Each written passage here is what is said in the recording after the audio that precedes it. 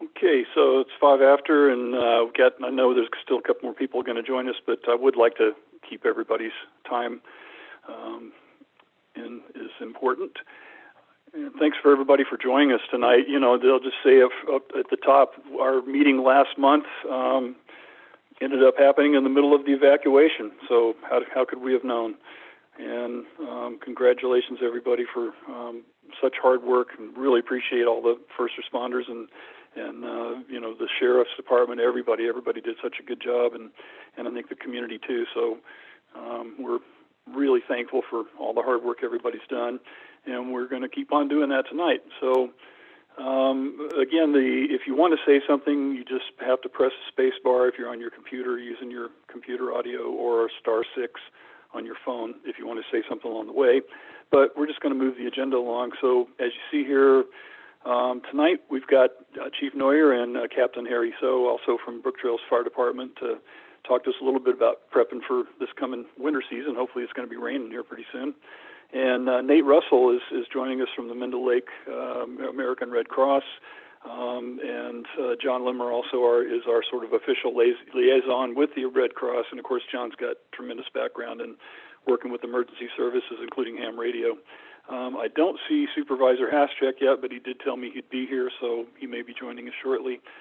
He's going to update us on that. And then we'll have our regular reports on all of our projects, which there's a lot of updates on things like our emergency access routes and the CAL FIRE roadside fuel reduction work, things like that.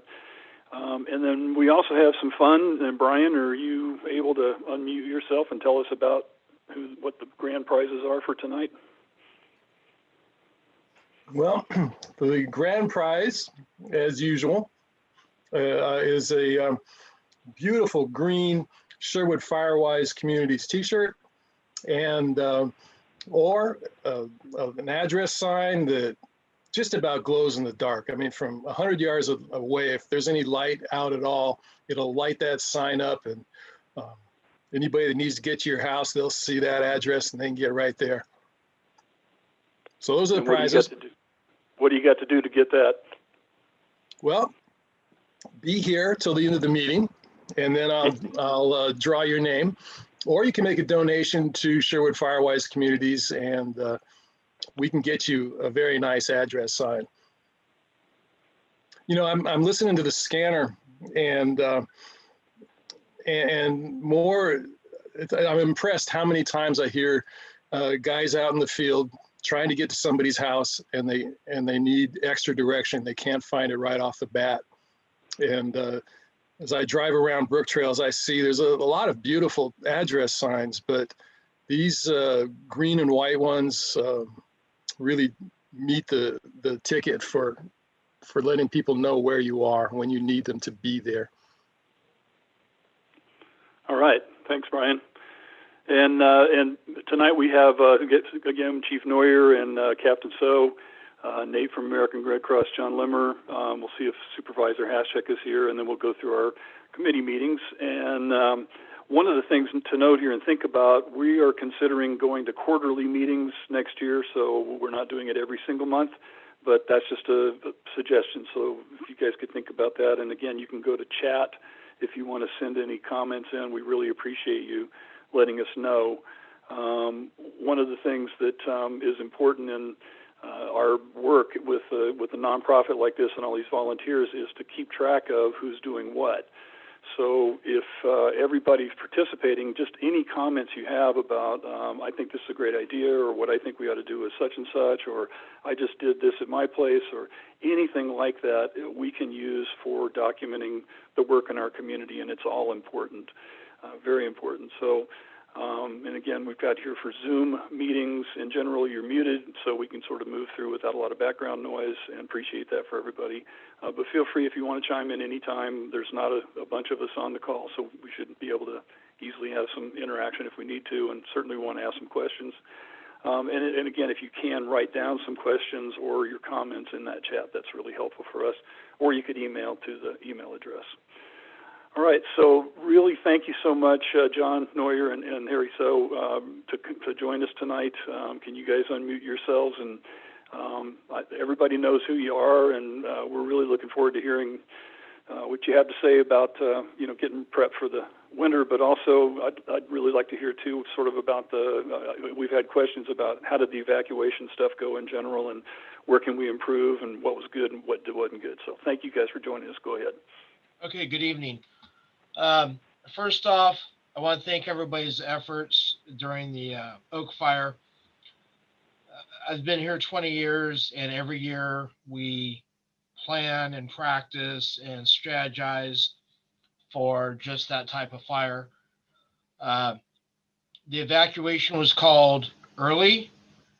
For those that don't know, what occurred was the fire had started to burn toward the south and then shifted to the east and ended up going across Highway 101. The projected weather for that night was the winds were to turn and come from the north, which would have put it into Brooktrails that evening. Luckily for us, that didn't happen. The evacuations went fairly smooth. The only complaint that I really heard from the public safety side was people going down Sherwood Road. We didn't have a mechanism to split them off into 2 lanes. And that's just something that we're going to have to work on next time if that ever happens. Obviously, we didn't have a whole lot of people. And, we know that it's not going to go perfect, but I think for what it was, it went very well. We had a few calls for service during that time of people that were unable to get themselves out. And we provided assistance in doing that along with the ambulance and the sheriff's department and the other allied agencies that were in the area. And I think all in all, it was luck that the weather did change the way it did, and we were prepared for it. So again, thank you to Sherwood Firewise for your efforts and getting things done, getting FERCO taken care of. We did use that early on as access for the crews at the mill site to come into Brooktrails. So were there any specific questions on the Oak Fire before we move into our presentation? Yeah, I have a question. In the post-incident analysis, was there discussion about the choice to close 101 at the north end of the bypass rather than the south end? It seemed like that made for extra congestion down at the bottom of Sherwood Road. So I'm just wondering if that was discussed. I have not heard of anything regarding that. Thing to remember is that there's several different agencies that were involved, and some traffic issues were identified, but being this is the first time we've actually had to do it, I think all in all it went pretty well. I know that the police department is reviewing their scenarios down there because they were actually pushing people off to one side or the other. Some people didn't want to go toward 101, some wanted to go to town. We didn't have the roadway opened up to 2 lanes further up as we should have. But again, that was just a lack of personnel issue. So those are all things that were identified by each agency. We haven't had a complete after action, everybody come together meeting yet. But I know CAL FIRE's had one with their internal folks. We have the sheriff's department, PD. We just haven't got all together just yet. But those are all very good things that we're going to identify and bring up and how we can improve that for next time, if there is a next time. John, this is Keith. About that traffic control, where would you want to start splitting traffic? There at Birch or something, or how far up would you want to try to split traffic? I'm not a traffic expert, and honestly, this is a CHP. But I would say Birch Terrace is a good place to start, just simply because of line of sight is far enough up that if things were to start backing up a little bit, I wouldn't go too much further into Brooktrails itself and congest the arteries. But Again, that's my 2 cents. No, that's good, because we have talked about the traffic control. That's like that 3-way intersection and all of that. So I think something on the town side of that would be great. And is that something that CERT volunteers could help with if they knew, if somebody, law enforcement or fire command, could tell them to do something? I mean, who else could do traffic control if there's not available personnel? Well, so we do have CERT. We have our water and sewer department. We have different resources, but in this case, everybody was evacuating, and most of the CERT people would be coming from town, and I didn't feel that it was appropriate to bring them in with everybody trying to get out. It wasn't advantageous to do that, and so that's something that we're going to have to look at on the CERT side is, what can we do? But it's just one of those things where I can't bring them in with everybody trying to get out. And this was more or less, they decided. So I wasn't involved in the evacuations.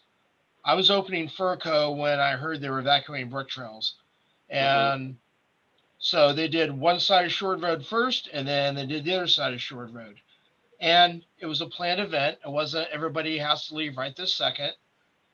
But at the same time, it wasn't advantageous for me to activate CERT and have them try to come in while everybody's trying to get out. So I don't know how to address that just yet, but it is something we're going to have to look at. Okay, another question about the evacuation we had, we've got some questions in, was a couple of years ago, we got some little slips from the sheriff's department that were at the library that were sort of like a poly kind of a strip that you could, with a wire tie, you could leave on your place when you evacuate with your name or whatever. What do you think is best practice at this point to tell people when they evacuate? We want to let people know what to do, and people were leaving notes in the window and doing all kinds of things. But I mean, and Yellow Ribbon, obviously the sheriff was leaving stuff, which was great. But I mean, what's the best practice? What we should do as homeowners to let you know that that place has been evacuated safely? I'm going to have to defer that to the sheriff's department. They are in charge of evacuation. As in this case, we were busy dealing with the fire suppression.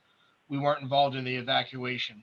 So I can't, and I will not answer for the sheriff's department in that regard. They have a system set up, and I would suggest that you get a hold of OES or Sheriff Kendall. Yeah, I just didn't know if you guys had talked about it as far as, because we did have those at one point, and then we sort of didn't, and just didn't know what we're doing. Right. And I know that just from driving around, they were using Yellow Ribbon, even to the point where they weren't putting them on every mailbox. They were putting them in like the beginning of cul-de-sacs. So I don't know if that's a lack of training or resources on the sheriff's side, but that's definitely something that I think should be addressed. Good. Yeah, well, we're working with the sheriff. The sheriff was on a couple of months ago on our meeting, so that was perfect. All right.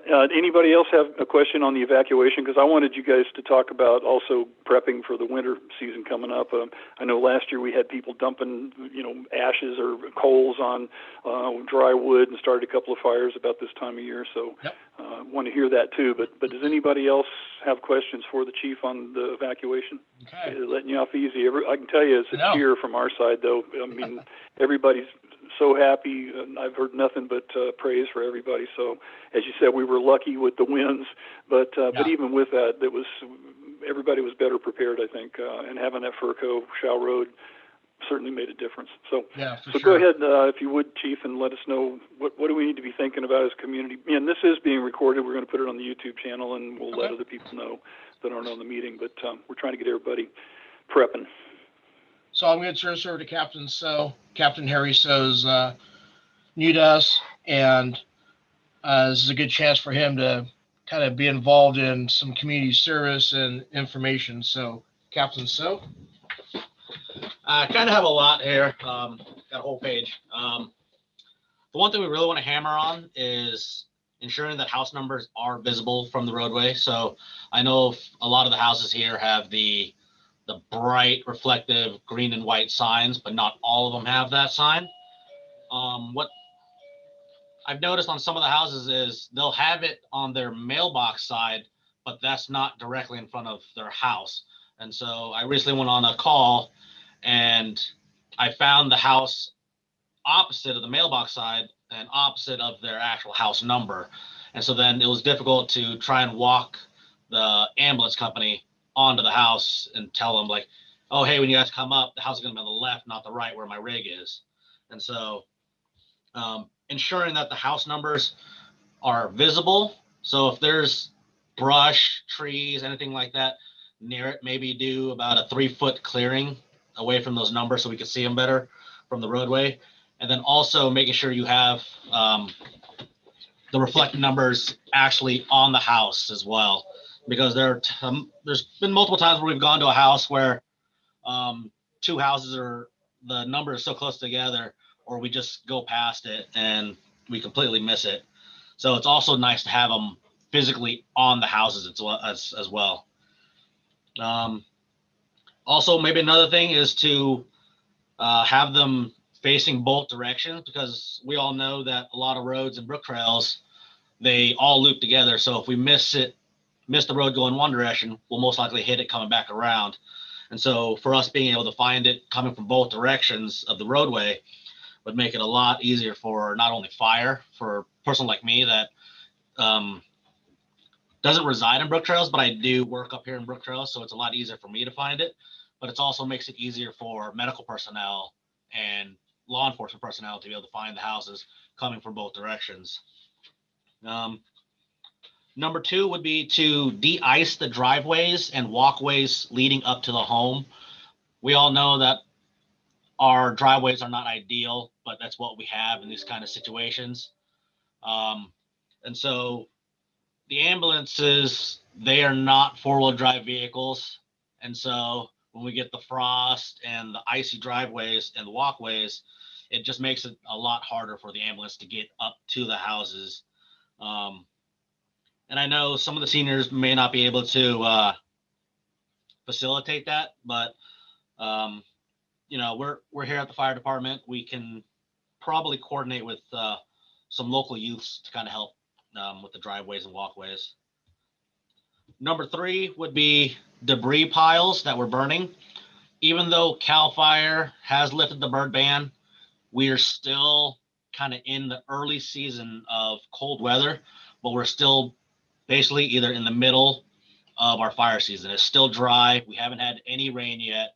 We're predicting to get some rain from Thursday to Tuesday, but we all know the weather isn't always favorable in our side. So for debris piles, maintain a safe spacing for debris burning.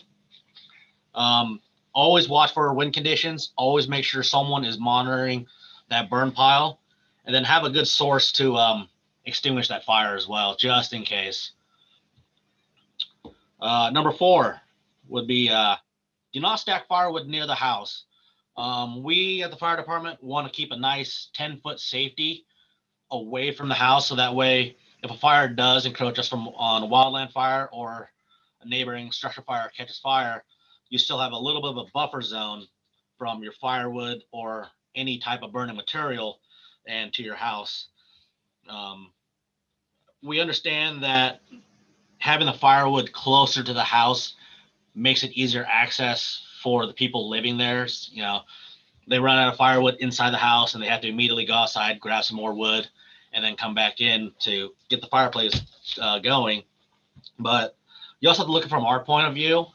If you have your firewood stacked near the doorways, especially on a lot of everybody's front decks, that's adding more fire and more fuel load, and that the fire department has to deal with. But it also makes it harder for us to get in and out of the building, but it also makes it harder for the residents to get out of the building if that structure is on fire. So we would like to see that people have at least a 10-foot firewood stack away from the house, or that goes with most material that can catch on fire.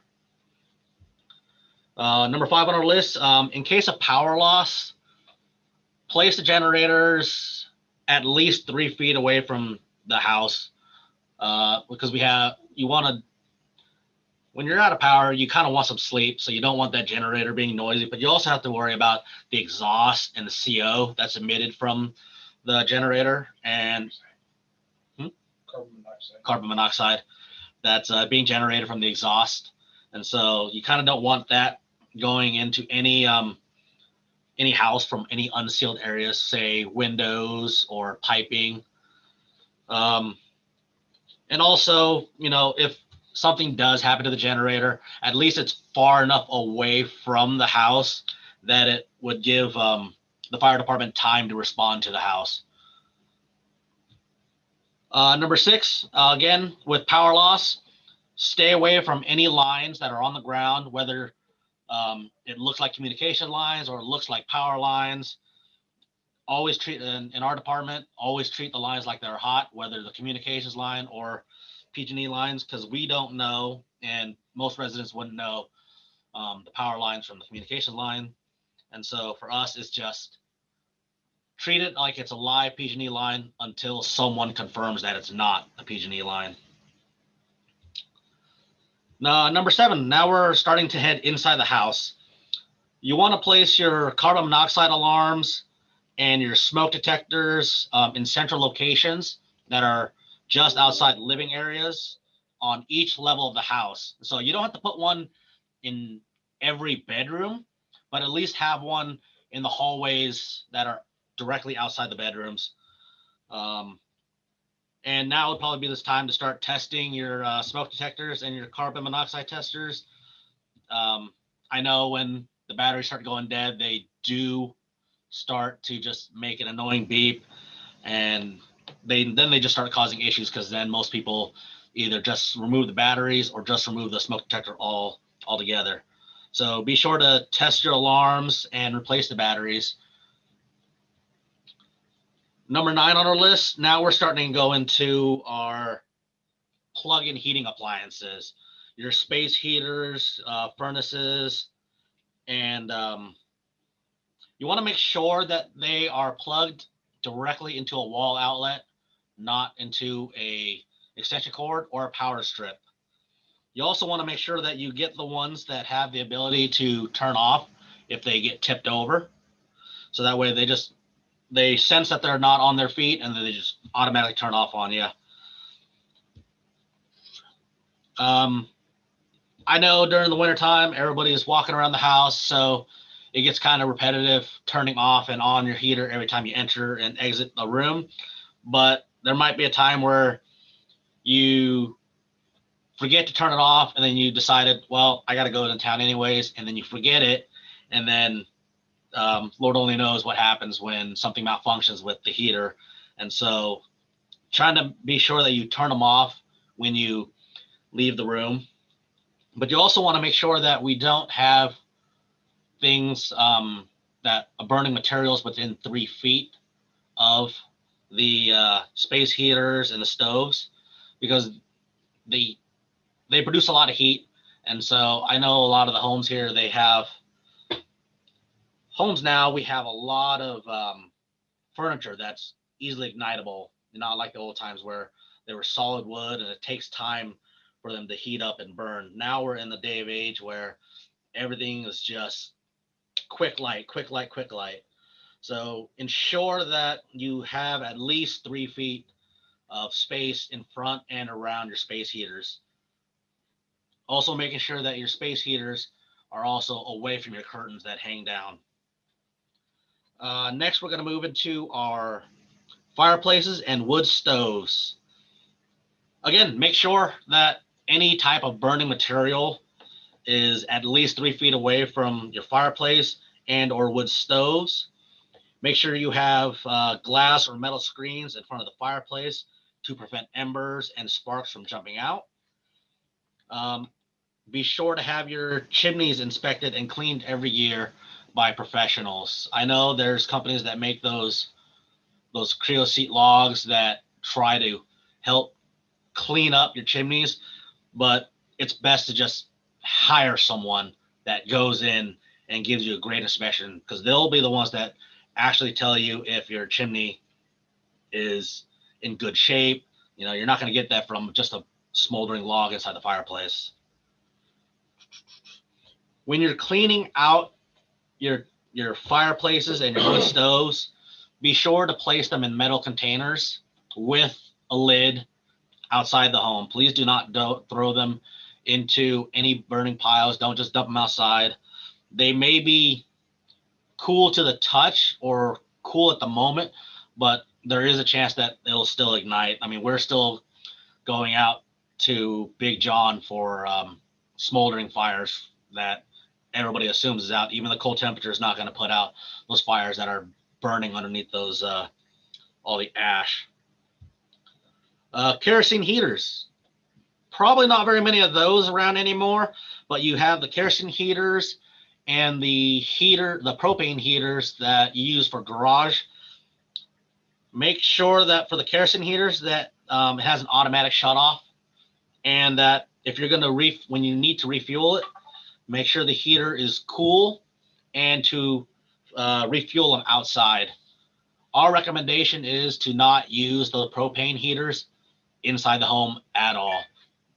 Both the kerosene heater and the propane heaters, they both give off a lot of carbon monoxide, and so you'll start feeling lightheaded. You may get the warmth, but health-wise, it's just not safe for you to have them in the house. Again, we're going to hit on the heating devices. Please plug them directly into the wall, not into extension cords or power strips. And then also, even though we have the burn ban lifted, do not burn any trash or any materials other than your normal vegetation debris.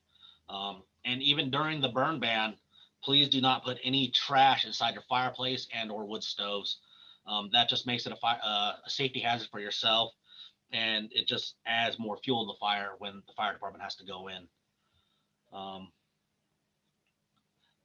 And then, yeah, we just got to make sure that these numbers on the houses are visible from all directions for us. It's actually 4291 state law under address. I'll cite that. Okay. For our hazard abatement statement, you can pick them up here at the fire station under section L, addressing. To facilitate locating an address and to avoid delays in emergency response, all structures shall be designated with house numbers posted on structures or signs to be clearly visible and legible from both directions of the roadway. Numbers shall be 3 inches tall against contrasting background. That just makes it a lot easier for emergency personnel to find you quickly. And so we're not driving up and down the road with our lights on, and then the entire neighborhood is trying to figure out where the emergency is at. And then it just also doesn't make us look silly driving up and down the houses trying to find you. Any questions? Well, I'd like to make a comment about burn piles and remind everybody that we do have a chipper day coming up on December 1st. So if you do have a pile, or if you see your neighbors are developing burn piles, you might mention it to them, and chipper truck from Diamond Tree Service is going to come by, and if you get it to the curbside, we'll pick it up and take it away. And thank you, Captain Soto and Chief Neuer. I really appreciate the service you're providing our community. Thank you. Yeah, and Captain, so one question, we got a list of questions, and here's one about, is there going to be anything different about the burn permit process? I know there was some online stuff. You used to, there's the county, there's you guys down at the office. I mean, what is it going to be for burn permits for this year? So you can get burn permits 3 different ways. You can either come to the fire station Monday through Friday, 8 to 5. I would suggest that you call first because we're constantly running around doing other things. You can get one online through mendoair.org, which is the Mendocino County Air Quality District website. Or you can get one through CAL FIRE at www.fire.ca.gov. And regardless of who you get the permit from, if you live in Brooktrails, Spring Creek, or Sylvandale, they're good until June 1st by ordinance.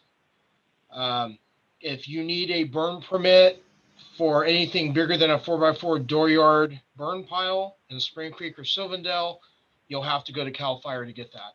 Thank you.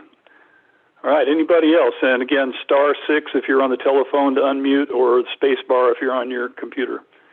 Have any questions for Brooktrails Fire Department? Yeah, do you have any suggestions about how to be safe if you're burning things on your property? Well, at a minimum, you should have a 10-foot ring around the fire.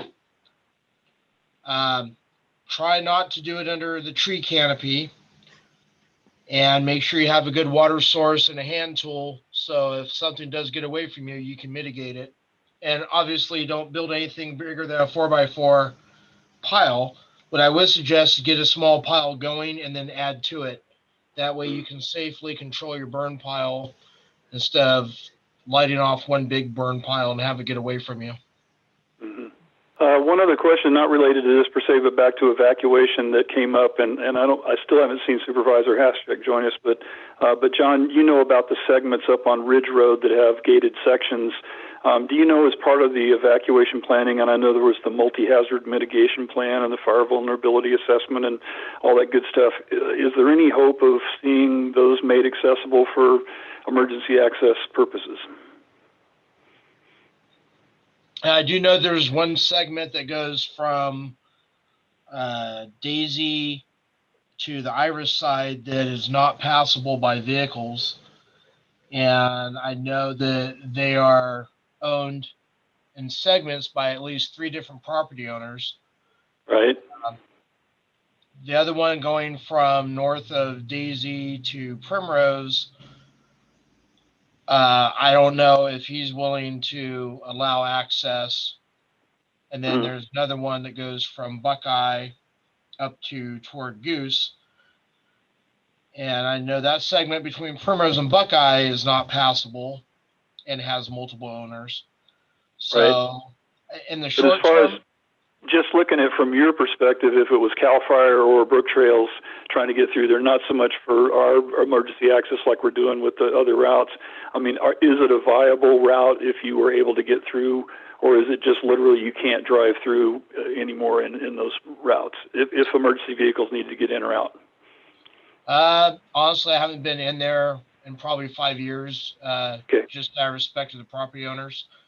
Yeah. So I can't really truly answer that question. But, you know, at the fire service, if there's a will, there's a way. You know, if we have to run a dozer through there to open it up, you know, we could do that. Right. Right. But, yeah, beyond that, that's something that would take in the short term, I don't think is doable. But I think if we set our sights on it, we might be able to get some sort of cooperation. Yeah, well, I think we're being successful. I mean, FERCO, like you said, FERCO Shell Road, that seems to be really worked out perfectly. And in the meeting tonight, we'll talk about, we've got funding to do the Willets Creek vegetation management this season. So, you know, this winter we'll be able to clear that up. So next fire season, that route will be more accessible, so on and so forth. So, I mean, we're making progress. And I just think, like you said, the logic to me is that if there's a big emergency, you're going to bulldoze through there anyway. So to the extent we could say, can we cooperatively fix this stuff up, sort of like we did with these other routes? So if we need to use it, we're not having to bulldoze through it and cut through gates and do all this stuff. We've got a clear access. And because, you know, it seems like if we have a big fire coming up the hill and people can't get down the hill, all those folks up the hill in that section of Brooktrails don't really have anywhere to go.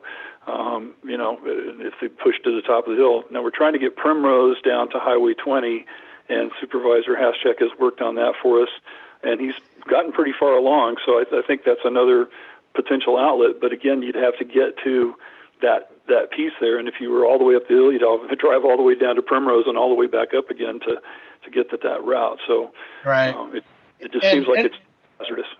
And just for general knowledge, Keith, that section of Primrose or Ridge Road that isn't paved is outside the township.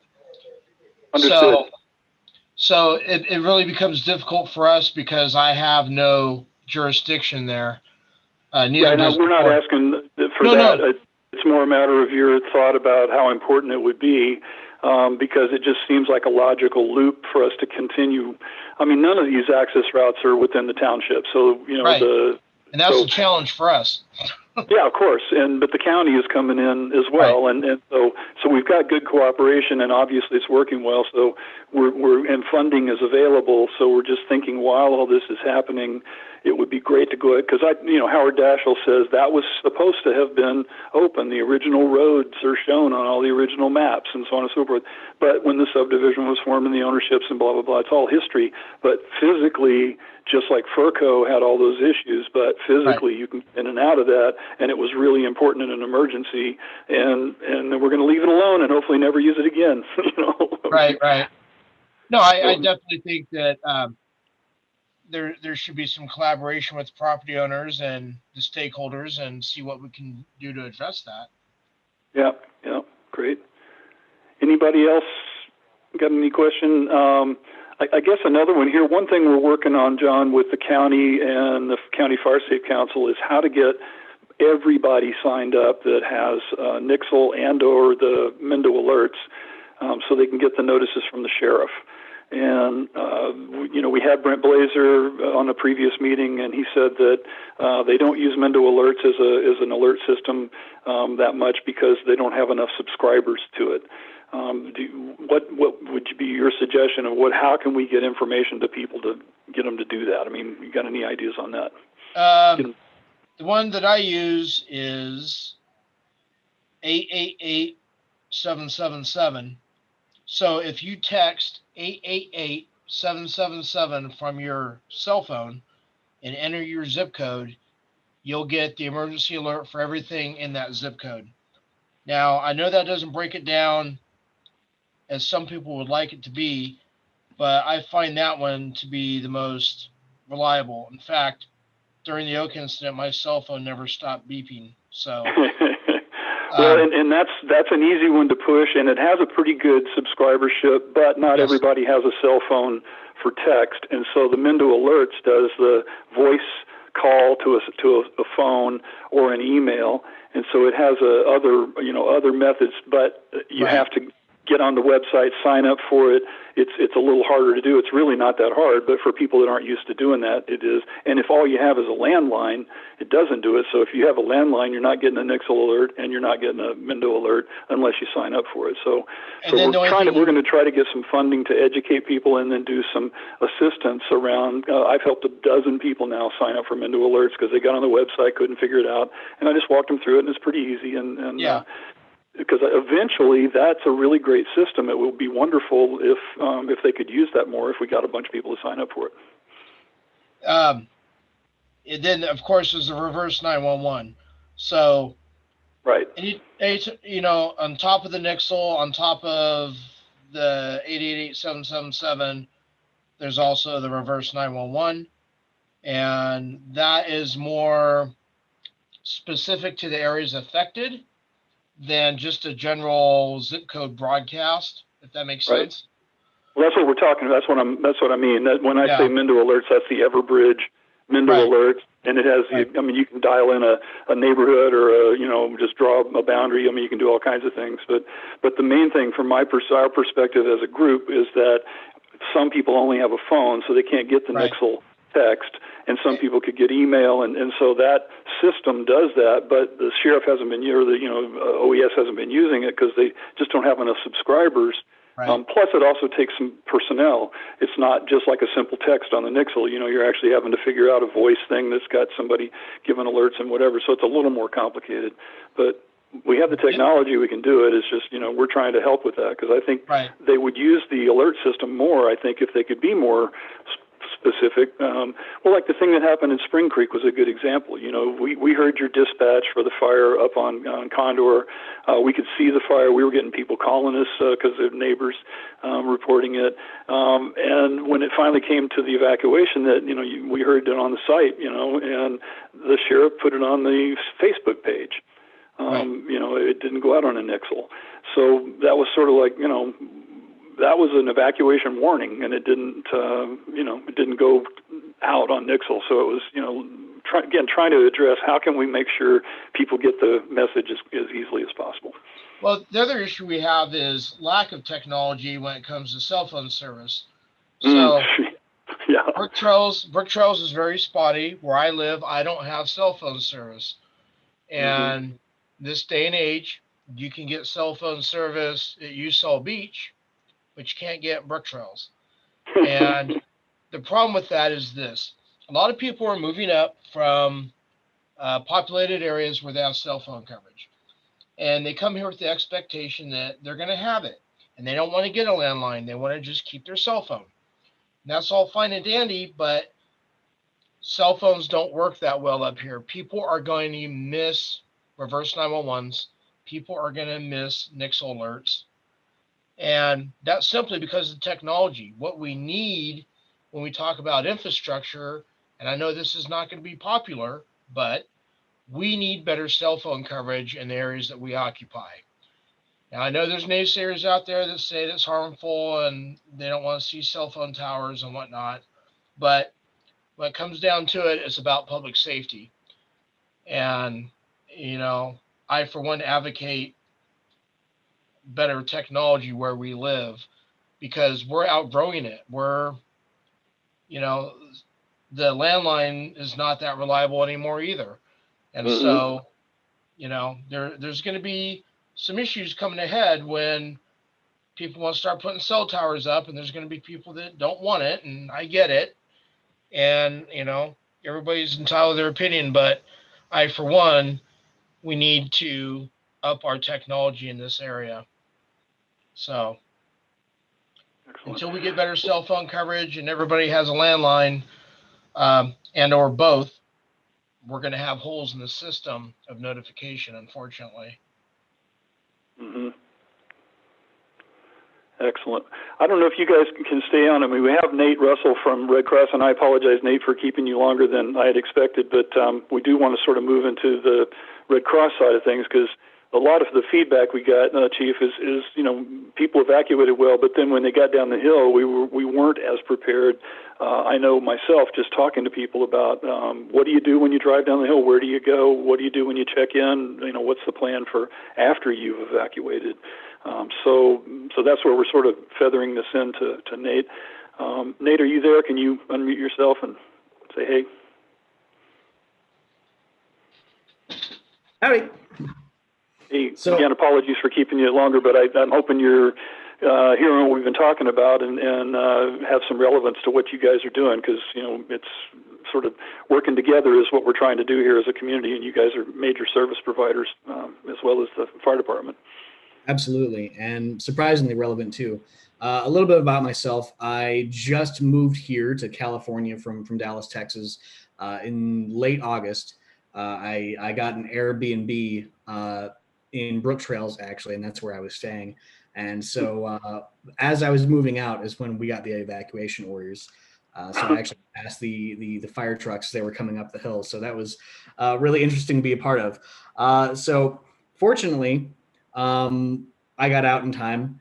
I know a lot of people had some difficulties getting out, but from what I heard from our clients in the shelter, there was never a bad word levied against you guys. That everybody in the Brooktrails area seems to know what kind of difficulties they bit into when they moved out to the area, and they're all familiar with the difficulties of getting in and out. So thankfully, we also had the shelter that was set up essentially just right after the convergence of Sherwood, and I forget exactly what that main street is there, but Willits High School is essentially right there when you come out the bottom of the hill. So that was run by the county, but Red Cross was there to support that shelter as well. We also did our non-congregate sheltering, which is essentially when we just put folks up in a hotel. We had about 17, I believe, folks that were sheltered from the Oak Fire, and all of them, as far as I know, have made a full recovery. So that's great to hear. So a little bit about what we do. We do exactly that, what I just outlined. And also we respond to home fires as well. Red Cross responds to about 74,000 disasters every year, and about 93% of those are home fires. And just in the last 4 years, we've had 4 fires in Brooktrails specifically, and we've helped about 17 people, about as many as we had evacuated from the Oak Fire. So yeah, that's We also do a lot of preparedness projects during these COVID times. What that looks like has changed, and now we're more into the business of providing information and brochures and helping people get prepared sort of virtually rather than in-person events and smoke alarm installations, which is what we normally look forward to doing every year. So we're happy to provide those as well. So yeah, are there any questions? Smoke alarms. Tell us a little bit more about that program and how we can get in touch with you about that. Absolutely. So during non-COVID times, we would go into people's houses, give them information about how to plan for an evacuation, teach them all about like what kinds of things go into a go bag, how best to evacuate from their house in the event of a fire. And also, of course, install smoke alarms, which are 10-year long lasting batteries. And we just put them right up inside the every one in every bedroom, and then also in like the main living space separate from the kitchen. Because if you put one in the kitchen, it's just like a bacon alarm, you know. So we try to give them as much information as possible, and of course that's also changed during our current 2020 environment, and so we're doing a lot of informational brochures as well. If you'd like, I can put you in touch with our preparedness person for the territory, who can give you some brochures that you can hand out at your next event, or we Nice. can come out and help hand them out. Great. Any more questions? Another question Keith. is, okay, Keith. Yeah, another question that came up was about the, you might have heard what we were saying, that a lot of people left and were evacuated, but we hadn't really done a good enough job in telling them what to do once they got to the bottom of the hill. Everybody sort of knew there was going to be some kind of evacuation center, but the workshop we had planned for that week was about what to do differently in the time of COVID. As far as when you're evacuating, you got your go bag, but do you have more sanitizer, more facial coverings, more whatever, and also maybe even having to stay in your car if you can't find, lodging if there's not enough room in the shelter. Could you talk about that a little bit? Because I don't think the shelter was crowded, but it could have been. Right. So the county in Mendocino County specifically, they typically open up our shelters. So in the very initial parts, that's what you're going to see is them opening up a shelter or just a temporary evacuation point. During COVID times, that's what we want to try to do is try to have just like a temporary point where people can just kind of stay in their cars for a couple hours while we try to arrange for them a hotel that they can stay in overnight if it comes down to that. So at these shelters, we would try to have as much PPE prepared and ready to distribute as possible.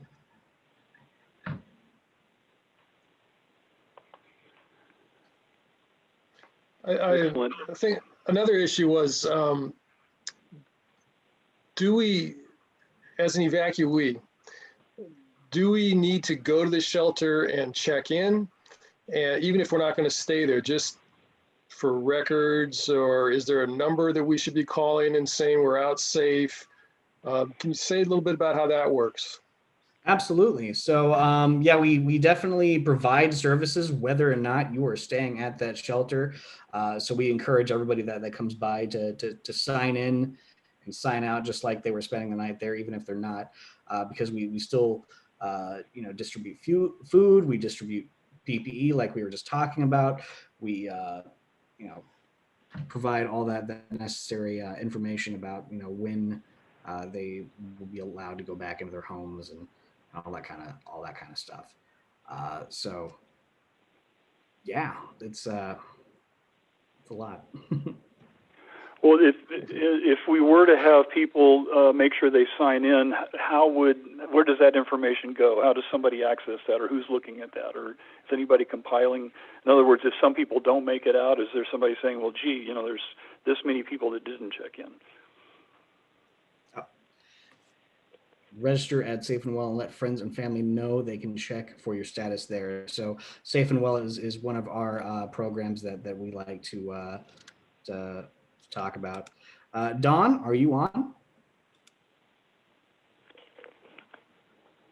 Yeah, I think I'm unmuted. There you go. You are? Okay. Yeah, I just posted the message there. No, I'm another Red Cross volunteer. I live in Ukiah. I handle a lot of the disaster action team responses at the home fires. I just posted the safeandwell.org. We really encourage everybody to register there if you evacuate. And then make sure that your friends and family know to go to that website. They can enter your name and either your address or your phone number.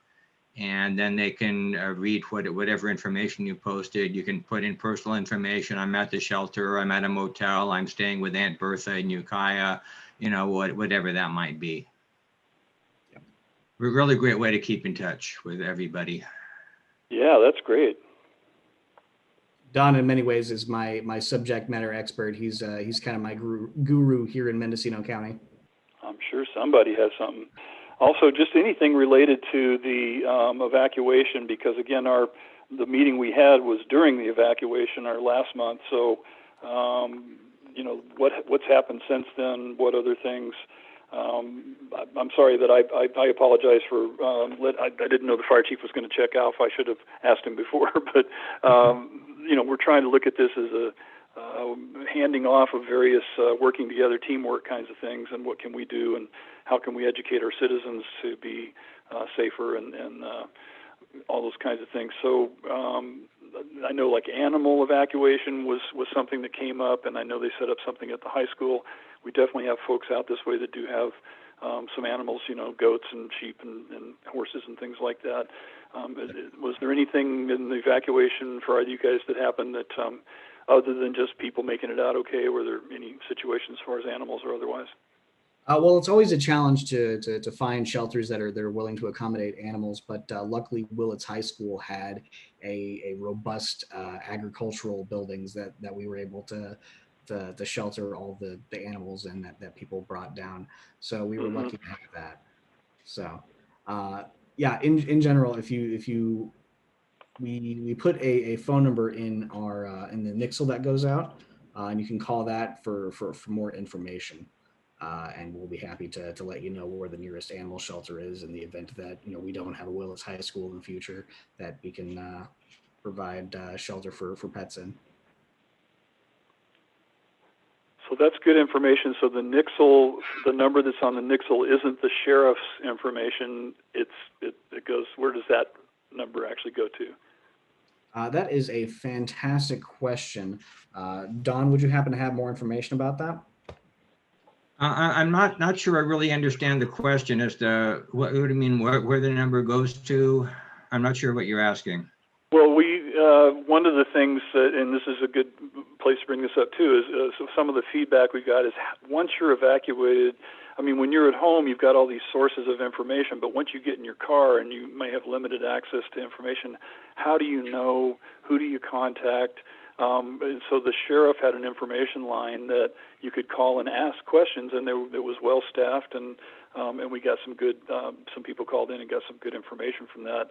But I know that there are other information sources, so that's what I was asking about. Was I thought that I heard that there was a number in the nixle that you would call to arrange if you wanted to during an evacuation. There'd be a phone number as well as a website or something. Right.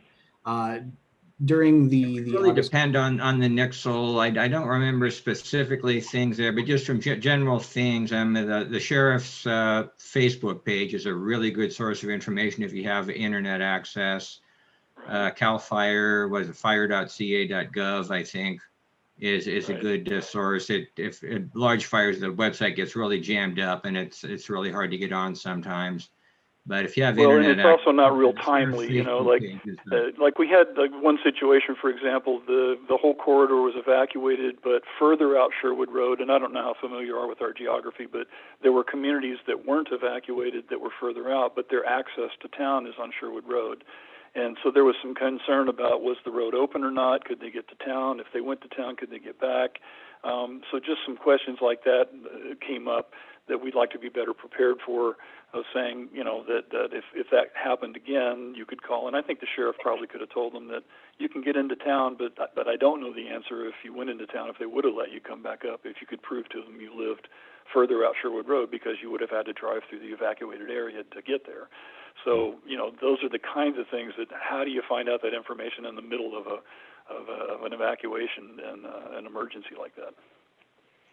Yeah, that would be a good thing to bring up with the sheriff. I know there are a number of phone numbers, and I don't want to be telling people to call this one specific number and then everybody is calling and jamming up that phone line. But that would be a really good question to bring up with the sheriff, find out what their preferred phone number is. Again, if you have internet access, I mean, the sheriff's Facebook page is a really good source of information. They keep it current, and there's usually comments from people about, I'm seeing fires from my home on, whatever road they're living on, and things like that. So again, it'll that'd be a good question to follow up with the sheriff on, and make sure, find out what number if there is one phone number they're comfortable having everybody call for every disaster.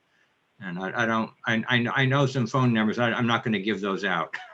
Yeah, no worries. I just, again, this is the kind of thing that even just emergency preparedness. So who's talking to who? And actually, John Limmer, I'm sure you know John, and he's our local guru of radio communications. And we know in the Redwood Valley fire, everything went down. I mean, landlines and cell phones and all of that. And so, radio at that point, and so again, in that idea that the fire department and partnership and Red Cross is another partner, and then the ham amateur radio folks, it's that teamwork. And we mentioned CERT volunteers in there along the way too. That's the kind of capacity we want to build more of, because I think we've got reasonable information going out to the citizens, but we still need infrastructure development. We need more volunteers, we need more procedures, maybe some more equipment. Like I know John Limmer's trying to get the ham radio stuff back in the Emergency Operations Center, so we're prepared in case all that stuff goes out again.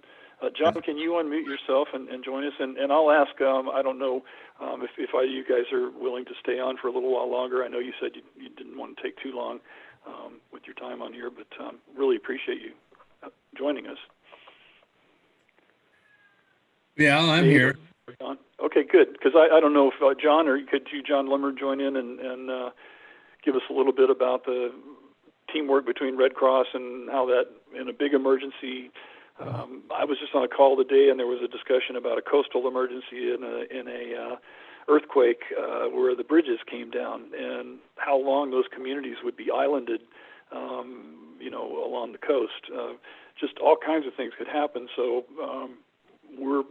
earthquake is another hazard. But anyway, back to radio. John, are you unmuted? Can you? Yes, I am. Excellent. So you know Nate, don't you?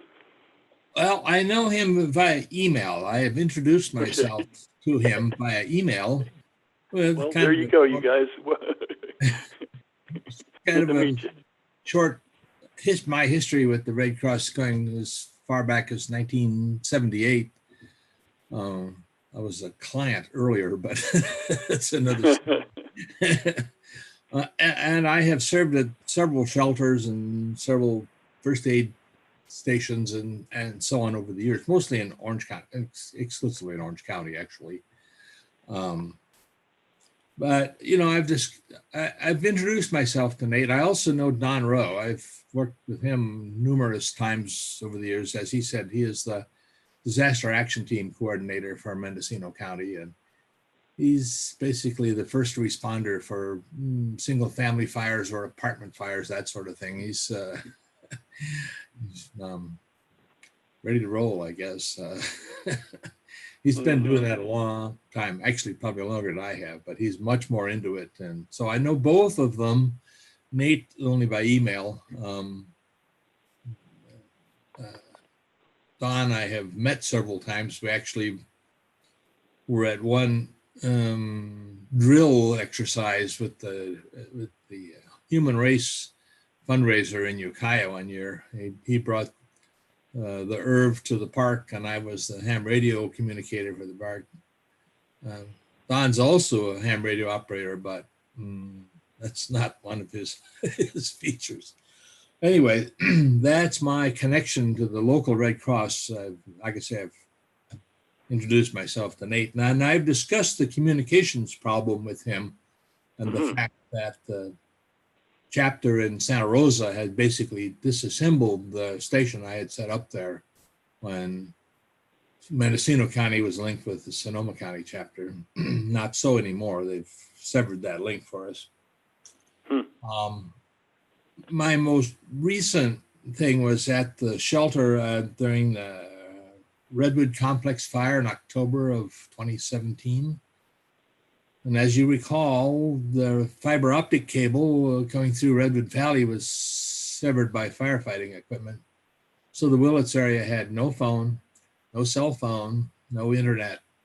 The only communications we had from the shelter to the county was via ham radio. So yeah, I spent one day at Northbrook Hospital because they were also out of communications till we found a replacement to serve me there, take my place there. And then I went to the shelter. So Safe and Well was not available. We kept asking it, can you go to Safe and Well? I said, we don't have any internet. We can't do that.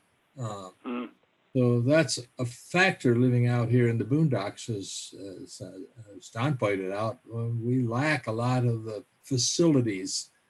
I have virtually no RF cell phone service here. I can get text messages. I can't do voice.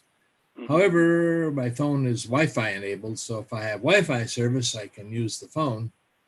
But of course, in 2017, that wasn't available, so there you go. As far as local ham radio services, we run a weekly net of Brooktrails area ham radio operators. We have usually between 6 and 8 people that check in. Occasionally, Brian will check in.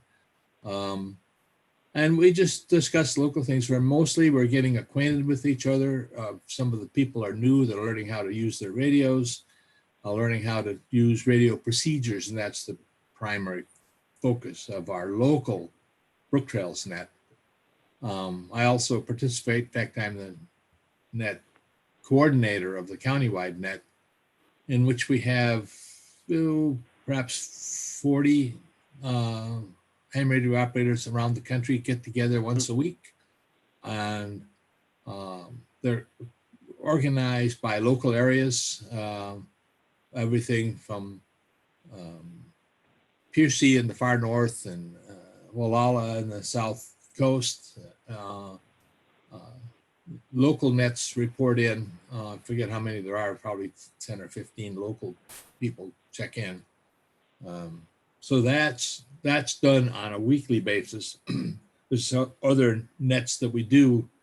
We run a digital communications net, so we can actually send Red Cross forms via digital radio. We can send incident command system forms via digital radio. So we practice that once a week. So there are facilities, but so far there's no, as far as we know, the Emergency Operations Center that was presently in the Sheriff's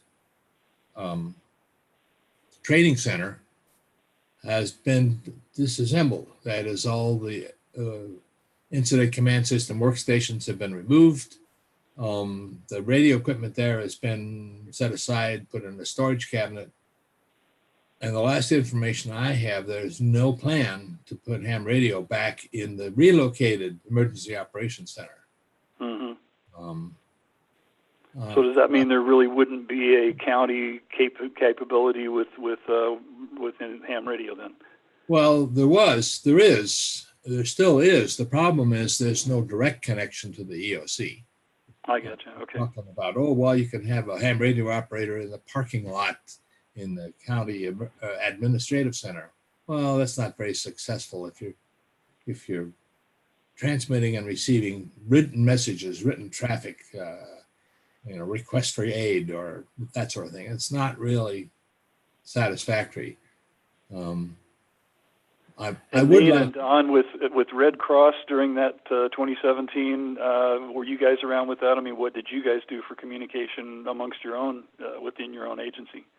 Oh yeah, I was. Don't get me started on that one, but Sorry. I got the initial call on that one. I put in probably 2 36-hour shifts that first week. Yeah. Communication was a huge problem with 101 being closed and being like a 3-hour drive around. So it's from Ukiah to Willits. So I live in Ukiah. And we had a shelter open at the high school, and I was spending most of my time there. We did manage to get a Red Cross team dispatched to Willits High School. It was a really difficult supporting them, first because we couldn't communicate with them. We did get a ham radio link, as John mentioned. After a day or two, I think. I don't remember the exact schedule. That week was sort of a blur for me, but. Mm-hmm. It was a challenge all the way around. Yes, that just since I'm here, I just put in a plug. Yeah, we really need more Red Cross volunteers. I mean, usually we have last Oak Fire, we had probably about 6 or 7 Red Cross people in Lake and Mendocino County that were available to respond.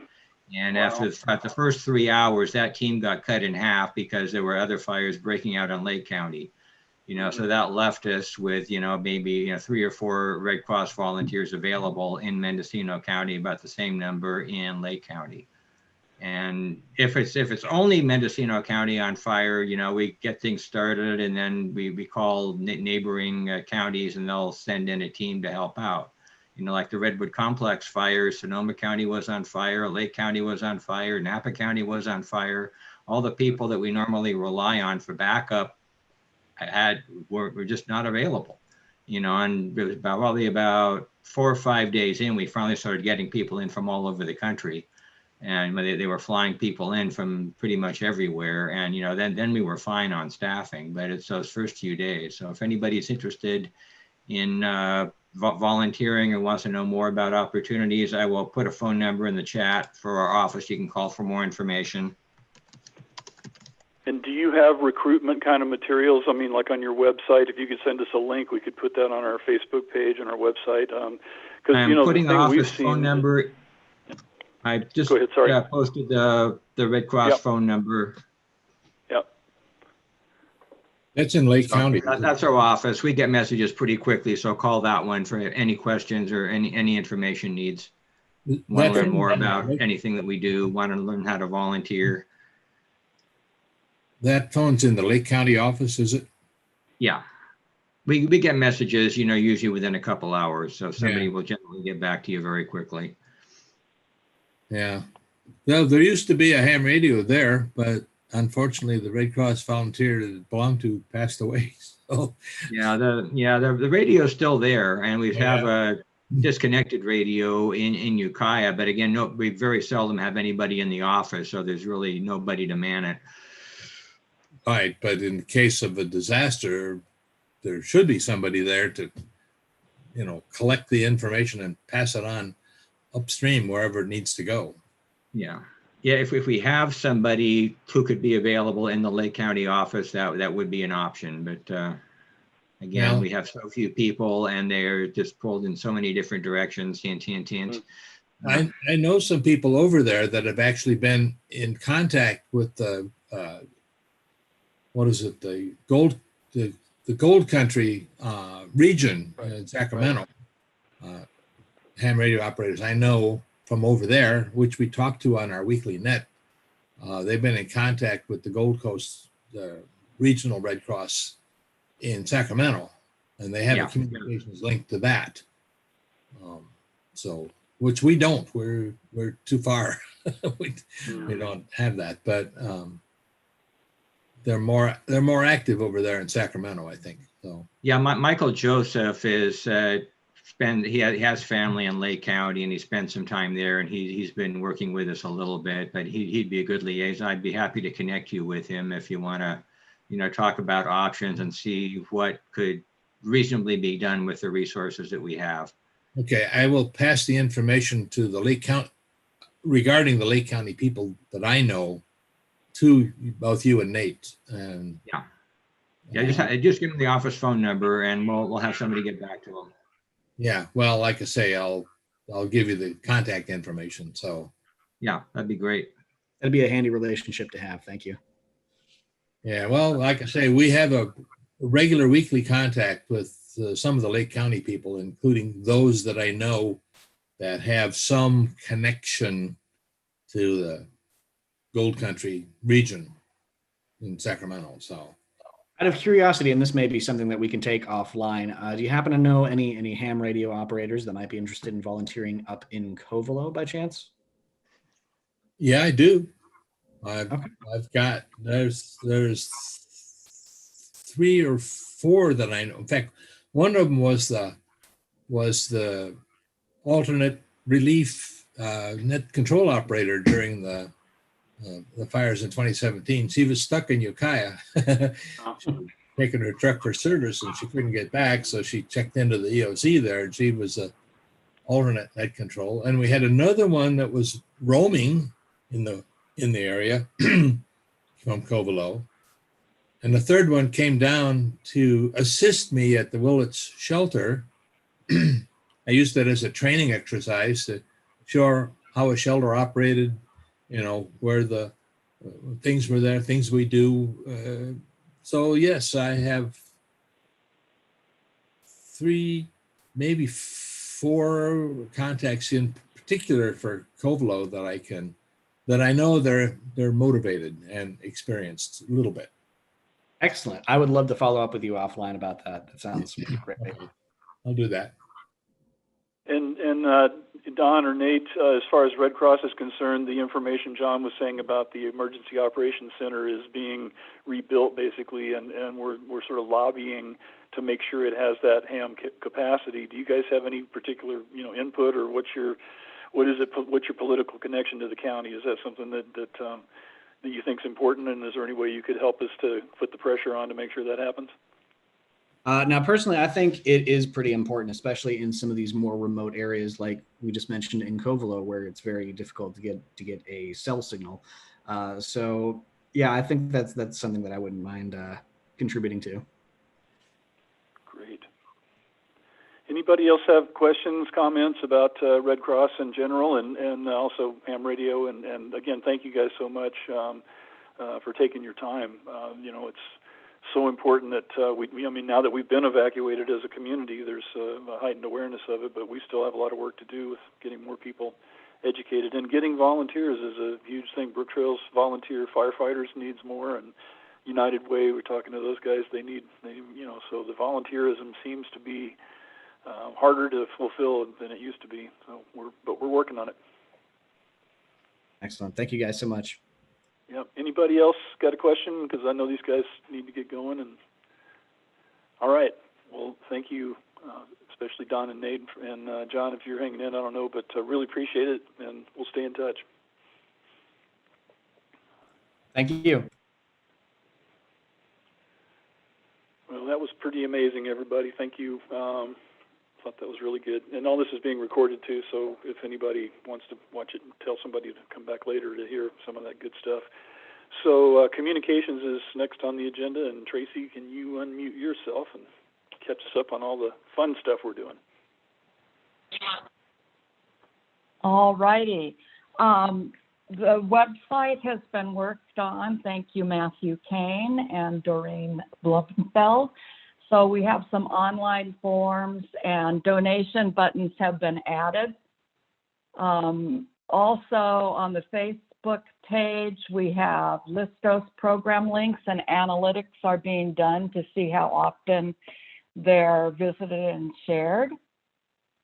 And again, sign up for Nixle or Mendo Alert by going to either that website, MendocinoSheriff.com, or text your zip code to 888-777. And we're still looking for volunteers to be part of our safety net structure. We would love to have more people that are able to be scanner scouts and listen to information that goes through the scanner. And we also have address sign forms on the website as well. And there are also emergency checklists. So if you need to know, what should I do if I have 5 minutes, 15 minutes, etc., how to prepare. And always visit our website, sherwoodfirewise.org. And then also on Facebook, Sherwood Firewise has a Facebook page as well to get information.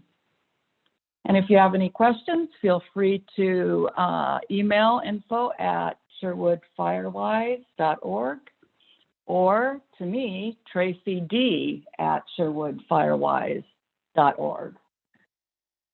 And that about sums it up. Yes, ma'am, we hear you. Thank you. Oh, you did? Okay. So that is all I have to report. Matthew, did you want to say anything? Well, we have a volunteer application form now up on the website that people can use. Go there directly and let us know what they're interested in, and let us know a little bit about themselves, and we will get back to you. Yeah, and Matthew did great work on getting the forms on the website, because now we're sort of switching into the electronic mode for everything, where we were paper-driven before. So you can do a lot of things as far as ordering an address sign or signing up for Safety Net. That's another form that's on there, or the volunteer. And also a donation button there too. So, if you want to donate some money, or have your friends say, why don't you donate and help us out, that's active as well. So a lot of good stuff on communications, and Doreen wasn't able to join us tonight, but the communication working team's been doing a lot of great stuff, and Matthew's been helping out quite a bit, and he'll be here through December 10th as the program coordinator. We got our grant extended, so he's doing a lot of work on outreach and communications, and it's been really helpful. So thanks, Matthew. And also, if you are making donations, you'll notice that we use the service of Stripe. So it's like PayPal, but if you're not familiar with Stripe, it's a very secure site to make donations, purchases, etc. So don't look for a PayPal button, because you won't find one. Thanks. In Stripe, you don't have to sign up for anything. You can just use your credit card. Yeah, and that was a really good part of it. It's secure, and it also doesn't get you with all that, having to get into a deeper system and more emails. Okay, well, we'll move on to planning and funding. And Brian, if you can unmute yourself. Button. There we go. If I push the right button, it works. First off, we have two people. Okay, so it's very important that we document our volunteers' time. A lot of our grants require that we show interest in matching in-kind donations of volunteer hours. And specifically for this meeting, everybody that attends the meeting, we get a credit of $29.95 per hour. So if you're here for the whole full 2 hours, that's $60 that we can use to leverage grants. And I see that there's two people that are here by phone, and I see just phone numbers, and I would really like to have your names. So one number has the last four digits of 9388. If that person could unmute and identify themselves. And the other one is 0771. And okay, here we go. Hi, this is Jacqueline Luna. Oh, hi. Thank you. And the 0771, well, maybe later. The Fire Safe Grant Council grant is they're providing the money and the contractor to do our chipper days. We have another one coming up December 1st. There's room to sign up. And as I mentioned earlier, if you see a brush pile in your neighborhood, you might want to contact that neighbor, even if you don't have a brush pile of your own that you want to put together for that pickup. The Lilac Loop roadside fuel reduction, that's picking up again next Wednesday, the 18th. And that'll be a clearing of all the brush and limbing trees up, brush 10 feet back, trees up another 10 feet, 10, 15 feet. And it'll make Lilac, that whole loop from Primrose back around to Clover, a safer passage for people trying to get out if we have to get out and it's burning. So that's we really appreciate the support that we've gotten from the Mendocino County Fire Safe Council to get that work done. The EPIC grant, that's from North Coast Opportunities, and that's funded Matthew's position as program coordinator, and he has done a wonderful job for us, and that will continue into mid-December. The Community Foundation grant is for the CSA 3 process that's going to, we're going to bring a ballot measure forward to the residents and property owners that use the Sherwood corridor so that we can maintain emergency access routes. And we hope to get that rolling, to get that to ballot. COVID's put us off a little bit, so certainly by summer we hope to get that out, and that would provide secure funding to keeping these emergency access routes open. The Fire Safe Council also has other roadside projects, and they also have funding for if you're a senior or are in some way not able to clear hazards around your own property, they do have a program to assist with that. And other roadside fuel reductions. So we're thinking about out Spring Creek and Sylvandale and the gates, and maybe we can get something going out there. The RCD, the Mendocino County Resources Conservation District, they're doing a big road project out in the gates in conjunction with Trout Unlimited, where their focus is to preserve the function of streams, particularly preserve fish habitat. And they're funding road improvements, better drainage, keep the silt out of the creeks, and including water storage that could be used for firefighting. And that's a wonderful thing that's available. Keith's working to make that happen. And that does include Spring Creek properties, some Spring Creek properties, as well as properties in the Gates area. Yeah. That sums it up. Yeah, and I can add a little bit more. We just had a meeting this morning with the Resource Conservation District. There's also more funding opportunities. There's a regional program that's going to be 6 counties, including Mendocino County, and this is just more vegetation management kind of work. So, we're in the right place as far as having good programs already going, and we can leverage the funds we've got from these other grants as matching funds to get funding from other sources. So both the Resource Conservation District and Trout Unlimited have funds for water and road related, and then you add that with vegetation, and we're sort of creating a much safer environment. Plus, it's better for the whole environment, the fish and everything else. But there's also money to pay for it, which is the big part of it right now to work on that. So we're getting a lot of support for that. All right, anybody have questions for Brian? And we're always looking for volunteers. We've got a few other grant applications that we're looking at, some other people that have volunteered to help with some fundraising. But, anything anybody wants to do to help us just do outreach, we could really use it, because we're just a bunch of volunteers and pretty low key, but we want to get more people involved. So anybody got questions for any of these projects? Is anybody working on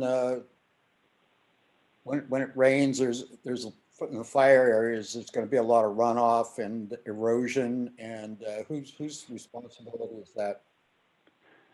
Yeah, exactly. Great question. That was pretty much one of the big topics on that call today with the RCD about the road work, because all of the assessments for and this is really primo road conditions, because we're trying to get best practices for culverts, road slope, road surfaces, for minimizing water or sediment into the waterway, and so we had all that estimate work done, and then the fire came through in the gates, and there's a lot of damage.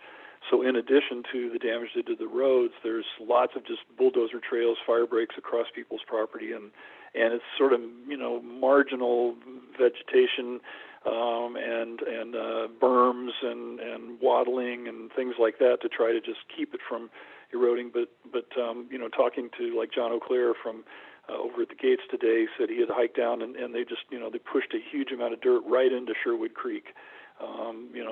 It wasn't, so it's sort of like the worst thing you could possibly do. But in an emergency, that's the kind of stuff that happens. So there will be a lot of repair. And so it's sort of a two-stage thing. All these experts are on this call, and they'll come in and do the emergency repair, which will be sort of a halfway pretty good to keep it from getting really bad. But it's going to take a lot of time and money to really bring that back to good shape, and especially the waterways. Those have been heavily impacted. So, but it's got a lot of attention. Because that fire was there, that makes it more likely that we'll get funding than somebody that hadn't had a fire or damage like that. So, however, we do have to do work in there, or CAL FIRE will be doing some work, the Road Association, others. We can't wait for that funding to come through, because that'll take another year or so before those projects are actually funded. But it's all part of this long-term process of getting just a little step at a time and being patient, and it does come through. But Paloma and John O'Clair representing the gates have been really good at keeping their road association together, and Spring Creek has kicked in as well. We're doing their assessment, so we're going to be able to access a lot of grant money to do this work. So it's good for everybody. And I'll put it out there that if I don't really know if anybody is on a parcel that might be able to have a pond that is in the Eel River watershed, but that's one of the things Trout Unlimited is going to look for, is where can they build some additional water storage that's somehow can feed into waterways that get into Sherwood Creek and Outlet Creek eventually. So we'll be working on that to identify, in addition to all this road work, we're identifying where we could put in large water storage, and hopefully some people have some ideas on where we can do that. Okay, so we'll move on to emergency prep. So like Brian was saying, we got a tremendous amount of work done. We're putting together our report for the year coming up next month on how many homes we served and how many tons of material we pulled out with chipper days, but there's still December 1st available, probably a dozen or so homes for that day. So, if you can sign up, if you want it, please get in touch with us, info@sherwoodfirewise.org, and or, like Brian said, tell your neighbors, because we may not have more funds into next year. We're not really sure yet. I think there will be some more, plus the Fire Safe Council now has its own chipper, and they're working on how they're going to fund getting crews out to work with their chipper. So there will be more, but right now, if you've got anything for December, please get it out there. And Diamond Tree has been doing a great job, and the HIS design is sort of their safety crew. And next week, we've got the California Fire Safe Council actually coming out while Brian's out supervising the road crew. The funding source is sending one of their reps out to take a look at the work we've done, and we've got great documentation, a lot of good photographs, great maps, so they really love the work that we're doing, and that just means we may get more funding to do more. So that's sort of the idea. So that program's been really successful, and then we're making progress on the CAL FIRE grants. Just got approval for the Willits Creek emergency access work, which we folded into this CAL FIRE project. So we did the environmental on that, and we just got clearance today to do that work, and I'll mention that in a minute. But the CAL FIRE project is mostly vegetation clearance along Sherwood Road, the entire length of it. both sides, and portions of Ridge Road, Blue Lake Road, and Timber Road, as you can see on that yellow on the sidebar there. So that gives us these access routes of clearing where vehicles could maybe come up the hill to get to Ridge Road and go out, and the Spring Creek, Sylvandale, whatever communities can continue to go out Sherwood Road to the north, or possibly out to the Y in the road to a refuge area. So that's the kind of things we're looking at, and can be part of the project. So that's going to take a couple of years, 21, 22. We'll be working on that for a while. But we were able to roll in the access routes, and that was really important. So we've met with a group at Spring Creek on some concerns there on some environmental botanist kind of things, and so we're looking at birds and plants and all of those things. So there'll be quite a bit of work going on over the next little while, and actually that should say 21, 22. There we go, instant correction. And so the other thing that relates to that then is the emergency access routes. And again, Supervisor Haschek hasn't been able to join us tonight, but we continue to make progress. Our contractor, NCRM, I just mentioned, we got the CEQA completed for the Willits Creek route, and now we're lining up the CAL FIRE crew to come out. It's manual work. They're just going to do roadside clearance along that route. There's really no dirt work to do or anything, just a lot of vegetation clearing, but that'll be done during the winter, so it'll be opened up and ready for next fire season. And so that was good, because we were thinking we might have to wait a year to get that work done, and they said, nope, they can do it right away. As soon as all the fires get out and starts raining, they got guys freed up.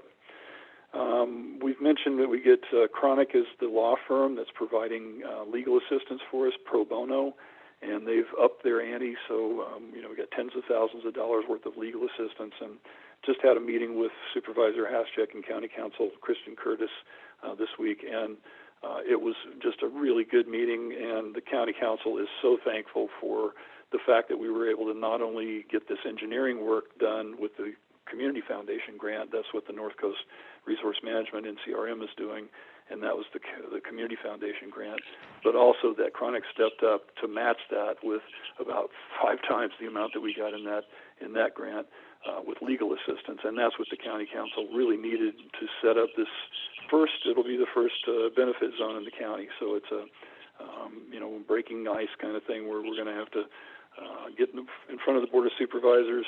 Right now we're trying to get on a January agenda. We were hoping to get on before the end of the year, but between everything that's been happening, January's good. But again, a lot of enthusiasm by both County Council and the Supervisor. And we'll have 2 new supervisors coming in January, which was sort of another thought about waiting until those guys are seated before we start this process for making this benefit zone. And we talked a little bit about the Ridge Road segments. I thought Chief Norrie's comments were great.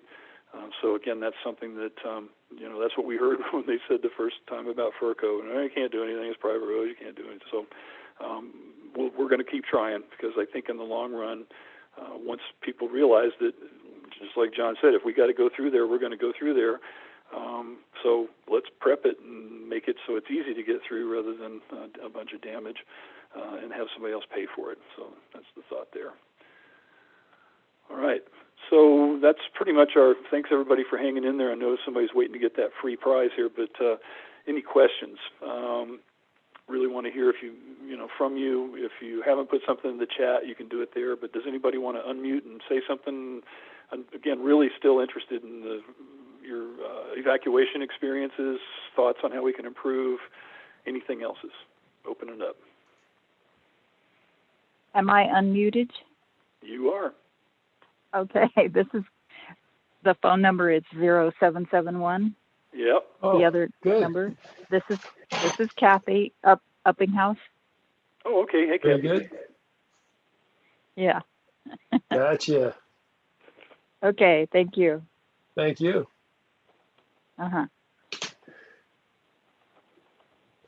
Well, I'd like to follow up with a couple of things you said, Keith. Keith and I were in a meeting today, and it was our organization was referenced as having enough experience that they can they're looking to us now that we've been doing this for 3 years, for guidance and seeing us as a resource, Sherwood Firewise Communities as a resource as they establish their own emergency preparation practices. And that was nice to see. And we do, we've built a reputation with these funding agencies to where they trust us and they know that that we'll come through with our projects as we design them, and so they're willing to support us and keep this process going. So I just want to say we've done some really good work, and I'm proud of what I've seen happen in this organization. I also had an experience where my friend Larry said there's a food distribution in Willits, and they don't have enough volunteers to give the food out. And just by him mentioning that, he personally got 6 people to volunteer for that food distribution. And that's can be all that it takes sometimes, is just to mention it. Just say, you know, there's this organization and we could use some help. And if you got some interest or volunteer time that you could put this way, it'd be great. I did mention that we get matching funds for your efforts. You can get yourself involved with this organization on many different levels. One thing we have going now is we would like a crew to be calling people about the chipper days, so we can get people signed up for that, and that's a pretty easy little thing to do. And we also need people on the funding committee to write grants, which is a little more difficult. But there's anything just numerous things in between. Drop us a line and we'll put you to work. Thank you. Yeah, just plain old data entry too. We definitely have new members signing up for safety net. So a lot of this online forums, we could use some help with data entry if anybody, and we can do all this remotely too. So it's something you can do from the comforts of your easy chair, leaning back with your little iPad there, you know, with a Mai Tai. Yeah. You supplying the Mai Tais? Yeah, right. Well, okay, non-alcoholic beverage. How's that? Okay, anybody else? One of the things that I did want to ask about is that we talked about earlier, we're considering going to quarterly meetings rather than meeting every month. I mean, we had 20-something people on the call tonight, and you know, it's difficult for us to put everything together. I mean, it's great, a lot of information. It keeps us organized, and we are recording things, so we're archiving all this, is keeping good information. But is there anybody that would have a problem with that? I mean, is there anybody who thinks we should absolutely meet every single month, or would quarterly be okay? Put something in the chat if you want to, or unmute and say something. But would like to hear from somebody if you think this is worthwhile. I mean, I think we've done really good in the first year or two getting organized, and we're just thinking we maybe don't need to meet every single month. We might have more effectiveness meeting quarterly, but it's an idea. So does that mean everybody thinks it's a great idea? I think it's a good idea, especially for winter. Mm-hmm. Give you a break. Well, and also I should say we haven't really talked about the blog. For those of you that are into the blogging side of things, we have that now on our Sherwood Firewise website. So there are other ways to sort of have ongoing communications with the neighbors and other things, and there's topic areas there, so we can sort of get some special interest groups going in there, that maybe like home hardening kinds of things, or whatever the topic might be. So we're trying to think of other ways to communicate, and especially to get more people involved. We've got about 350 homes out of our 1,500 to 2,000 homes that we have, that we have people that are signed up in one way or another that we know who they are. So we've got pretty good representation for a volunteer organization, but it'd be really great, especially to get some younger families.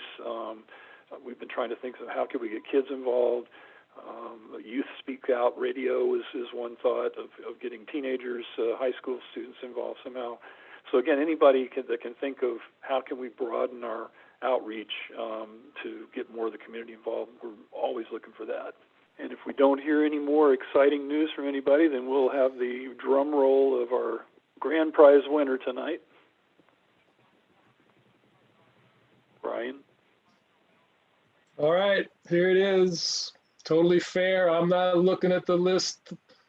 Drop my finger and, oh, Jacqueline Luna. Yay, Jacqueline. Jackie wins a t-shirt or a address sign, but what? Jacqueline's not here. Ooh, Oh, Jacqueline, she's gonna lose out. I'm What? here. She's here. She just has the phone number. Okay, great. Okay. Oh, great. Oh, that's right. You're the 9388. Yeah. Okay. Right, yeah. Good. So, what would you like? A T-shirt or an address sign? I'll take the T-shirt, I guess. I already have the address sign. Okay. You got it. Sweet, thanks. And what size would you like? Oh, she doesn't have to say that. Probably men's large. Cool. Thank you. All right. So we'll have another meeting December 10th, and maybe we'll know more about the future of the planet by then, and hopefully we'll have a lot of rain and won't have to worry about any more fires anyway.